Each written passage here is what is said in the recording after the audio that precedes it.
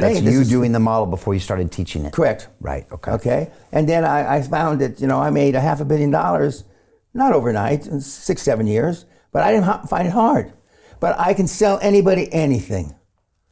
I mean, that guy that asked that girl for a coffee and she said no after 3 years, I can't relate to that. I just can't. I'd still be sitting there asking her. It's 17 no's before you get a yes. That's what and anybody that knows anything about sales knows that. How many times do they ask? 2, 3, 4? It's like the famous question. When you were there, you didn't ask it. They said, we were talking about, you talked to a guy at 10 o'clock in the morning, and how soon is too soon to get back to him, Mr. Pena? And I said, 10 in the morning, 10:30. And they're talking about 3 weeks from now. I never went through... Just for a girl or for a business deal? No, either one. Okay. I mean, I just... Get on it. Yeah, and I have rhino skins. Sally calls me rhino skin to this day. You can't hurt my feelings. When I came here in 81, I used to say, I'm an American, you can't hurt my feelings, just give me the fucking money.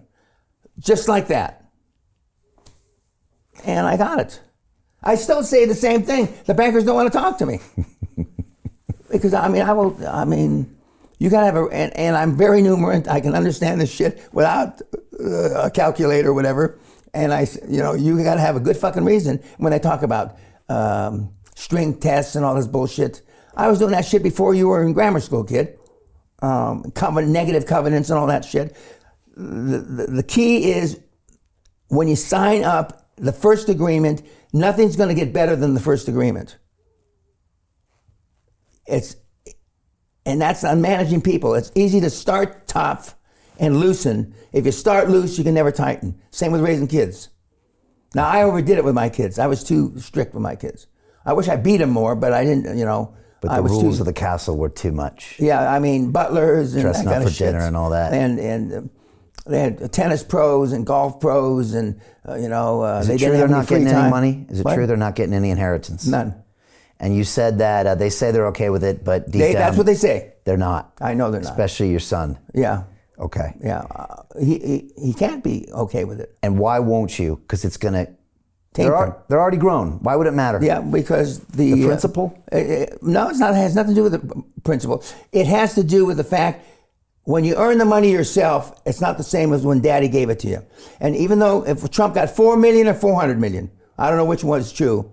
I mean, he's still in the back of his head knows that he didn't start from scratch. Okay. Peter Thiel took $500,000 and turned it into $1 billion using the exact same techniques we're using inside the investment club. He met a CEO, his name was Zuckerberg. He pitched him the deal and he said, okay, I'll give you $500,000. Mark went public and sold the shares to people like you. Well, what happened to Peter? Well, he exited and got a 2,300x return.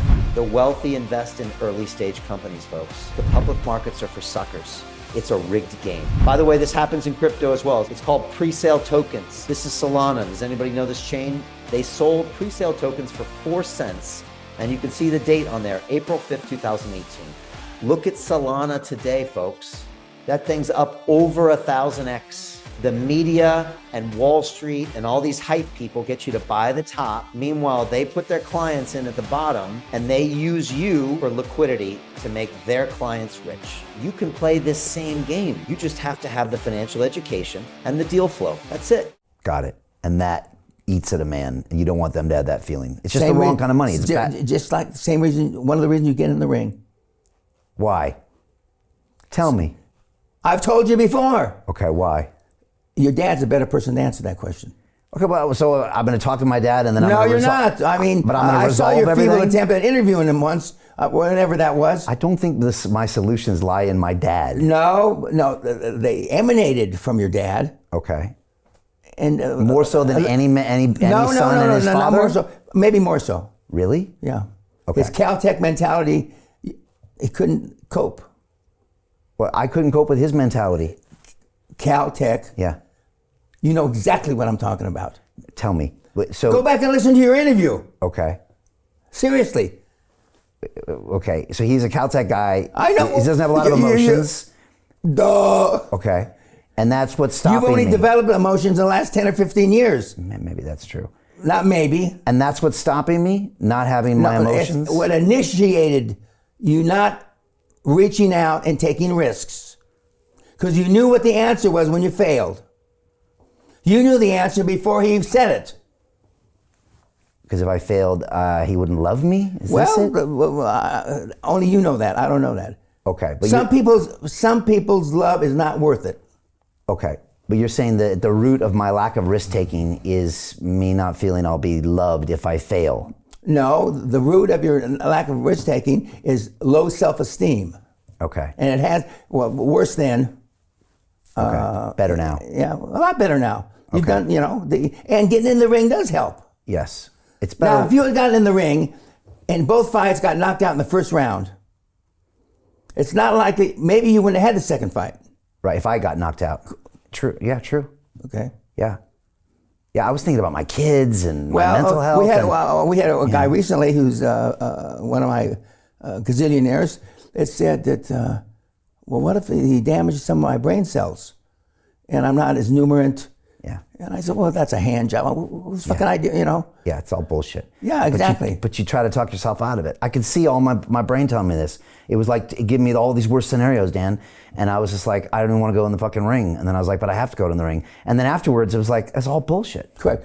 To continue watching the rest of the episode for free, visit our website, londonreal.tv, or click the link in the description below.